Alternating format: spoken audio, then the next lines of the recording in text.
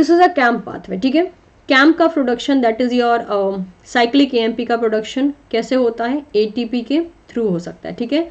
Enzyme कौन use होता है, एडिनाइलाइल साइक्लेज जो होता है वो यूज होता है for the production of cAMP from ATP, ठीक है।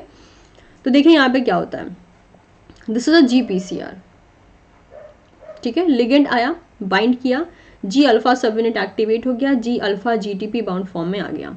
जीटीपी बाउंड फॉर्म में क्या करता है, इनर मेम्ब्रेन एरिया में that is inner plasma membrane area में एडिनाइलाइल साइक्लेज एंजाइम प्रेजेंट है। ये एंजाइम क्या करता है, सारे एटीपी को पकड़ के सीएएमपी में चेंज करता रहता है। सीएमपी में चेंज होने के बाद यहाँ पे सीएमपी का कंसंट्रेशन बहुत ज़्यादा हाई हो गया।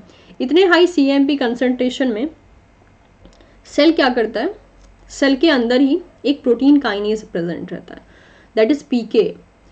ये प्रोटीन काइनेज है एक्चुअल में सीएएमपी डिपेंडेंट प्रोटीन काइनेज ए माना जाता है, क्योंकि प्रोटीन काइनेज ए की प्रेजेंस में सीएएमपी के प्रेजेंस में प्रोटीन काइनेज ए एक्टिवेट हो सकता है।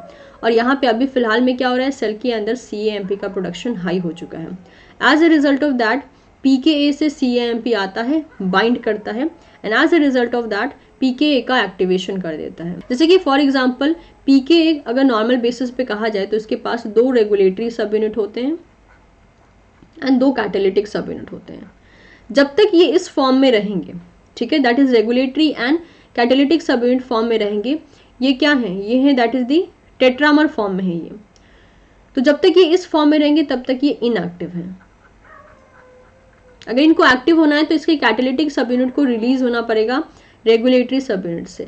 साथ ही साथ रेगुलेटरी सब यूनिट पे टोटल एक सब यूनिट पे 2 सीएमपी बाइंडिंग साइट होता है, यानी दो रेगुलेटरी सब यूनिट पे कितने हो गए, 4 सीएमपी बाइंडिंग साइट। तो होता ये है कि जब सेल के अंदर सीएमपी का कंसंट्रेशन बढ़ जाता है तो ये सीएमपी आकर बाइंड कर जाता है रेगुलेटरी सब यूनिट पे इन अ कोऑपरेटिव फैशन। बाइंड करने के बाद रेगुलेटरी सब यूनिट और कैटालिटिक सब यूनिट ये अलग हो जाते हैं। कैटालिटिक सब यूनिट का काम ही होता है कैटालाइज करना, यानी रिएक्शन को करवाना, और as a result of that catalytic यानी पीके अब एक्टिव हो चुका है, क्योंकि वो कैंप से बाइंड करके रेगुलेटरी एंड कैटालिटिक सब यूनिट को अलग कर चुका है। अब कैटालिटिक सब यूनिट जो है एनपीसी के थ्रू दैट इज न्यूक्लियस के अंदर आएगा। यहाँ पे क्रेब नाम का एक प्रोटीन होता है that is the CMP response element binding protein. इस प्रोटीन पे फॉस्फेट को ऐड करके एक्टिवेट किया जाता है। ये एडिशन कौन करता है, कैटालिटिक सब यूनिट करता है। जब क्रेब जब एक्टिवेट होता है तो ये आकर बाइंड करता है दैट इज क्री एलिमेंट पे that is CREB binding camp response element area में आकर बाइंड करता है।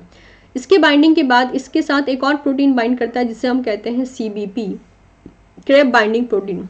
इन दोनों की बाइंडिंग क्या करती है, स्टेबलाइज करती है इस इंट्रैक्शन को, और as a result of that gene का ट्रांसक्रिप्शन हो जाता है।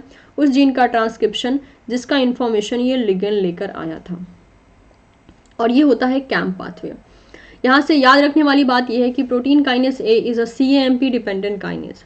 पीकेए को बिना CAMP के एक्टिवेट करना मुश्किल है, वो CAMP लविंग काइनेज होता है। जब तक वो प्रेजेंट नहीं होगा तब तक पीकेए एक्टिव नहीं होगा, ठीक है। तो ये हो गया हमारा कैम्प पाथवे। नेक्स्ट आता है हमारे पास IP3 डैग पाथवे। IP3 डैग पाथवे में क्या होता है, सबसे पहले देखिए ये भी पाथवे GPCR के थ्रू ही रन होता है। सो देखा ये जाता है कि जब GPCR से लिगेंड आकर बाइंड करता है क्या होगा, कन्फर्मेशन चेंज होगा। इसके अलावा जो है GDP को हटा के GTP ऐड किया जाएगा। GTP ऐड होते ही क्या होगा, अल्फा सब यूनिट एक्टिवेट हो जाएगा, ठीक है। अल्फा सब यूनिट एक्टिवेट होने के बाद that is inner plasma membrane के साइड में, ठीक है, इनर लीफलेट में एक एंजाइम प्रेजेंट होता है जिसे हम बोलते हैं PLC फॉस्फोलाइपेज C।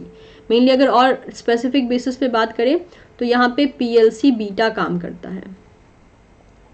ये PLC बीटा का काम क्या होता है, ये PLC बीटा इनर एरिया में एक फॉस्फोलिपिड पाया जाता है जिसे हम बोलते हैं PIP2, ओके। ये PIP2 को क्लीव कर देता है, और PIP2 को क्लीव करने के बाद इसको कन्वर्ट कर देता है डैग, जो कि हाइड्रोफोबिक है, ये रहा डैग, और ये जो ग्रीन कलर का पोर्शन है दैट इज अ IP3। तो PLC क्या करता है, PLC का काम है PIP2 को, PLC क्या करता है डैग में एंड IP3 में चेंज कर देता है। डैग हाइड्रोफोबिक होने के कारण मेम्ब्रेन में ही बाउंड रह जाता है, IP3 जो है साइटोसॉल में चला आता है। इसके बाद IP3 क्या करता है, ER के मेम्ब्रेन में कैल्शियम चैनल होता है, लेकिन ये IP3 गेटेड चैनल होता है, तो ये IP3 जो है यहाँ पे आकर बाइंड करता है और कैल्शियम चैनल को ओपन करवा देता है। कैल्शियम चैनल ओपन होने के बाद PKC को यहाँ एक्टिवेट किया जाता है। PKC again protein kinase C होता है, एक टाइप का काइनेज एंजाइम है, ये अपने टारगेट प्रोटीन को भी फॉस्फेट ऐड करके ही एक्टिवेट करवाता है। तो यहाँ पे डैग और कैल्शियम ये दोनों मिलके PKC को एक्टिवेट करवाते हैं और PKC अपने टारगेट प्रोटीन का फॉस्फोराइलेशन करता है एंड देन रिस्पॉन्स क्रिएट करता है। वो रिस्पॉन्स जिसका इंफॉर्मेशन ये लिगेंड लेकर आया था, और इस तरीके से IP3 डैग पाथवे कंडक्ट किया जाता है। ओके, नेक्स्ट हमारे पास टॉपिक आता है, अगर हम वापस से अपने पुराने स्लाइड पे जाएं, I think if I am not wrong here only, okay this one, ठीक है। तो ये हमने देख लिया GPCR क्या होता है। अब बात करते हैं enzyme link receptor, because it is also a type of a cell surface receptor. तो एंजाइम लिंक रिसेप्टर का एग्जाम्पल क्या है, रिसेप्टर टाइरोसिन काइनेज, ठीक है, जिसमें से एक बहुत ही मेजर पाथवे चला आता है जिसे हम बोलते हैं रैस मैप काइनेज पाथवे। तो इसको हम रैस मैप काइनेज पाथवे बोलते हैं, जिसमें इंसुलिन पाथवे भी इंक्लूड होता है। फिर IP3 डैग पाथवे में मेनली PLC गामा यूज होता है, यहाँ PLC बीटा था, यहाँ PLC गामा एक्टिवेट होता है with the help of a receptor tyrosine kinase.